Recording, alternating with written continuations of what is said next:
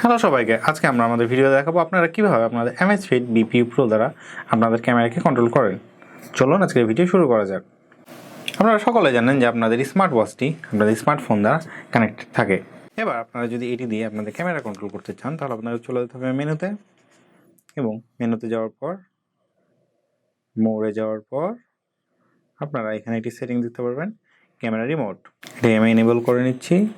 এবার যদি আমি আমার ক্যামেরা অন করি এবং এভাবে এটার উপর হোল্ড করি আর এখানে প্রেস করি, তাহলে আপনারা দেখতে পাচ্ছেন এটিতে ছবি উঠে যাচ্ছে।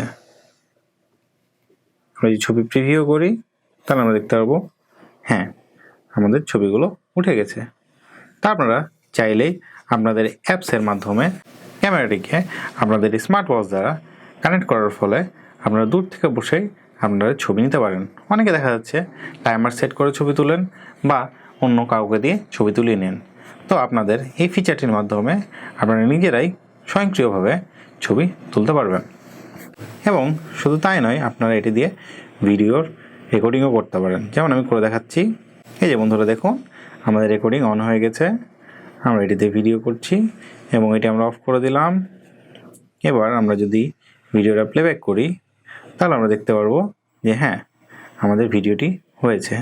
তো বন্ধুরা, আশা করি এই ফিচারটি আপনাদের জীবনে কাজে লাগবে, এবং আমাদের ভিডিও দ্বারা আপনাদের যদি কোনো উপকার হয়ে থাকে তাহলে অবশ্যই আমাদের ভিডিওটিকে লাইক দিবেন এবং কমেন্টে আমাদেরকে জানাবেন যে এটা আপনাদের কতটুকু হেল্প এসেছে। তো বন্ধুরা, আজকের মতো চলি, দেখা হবে অন্য কোনো ভিডিও নিয়ে অন্য কোনো দিন। টিল দেন, আল্লাহ হাফেজ।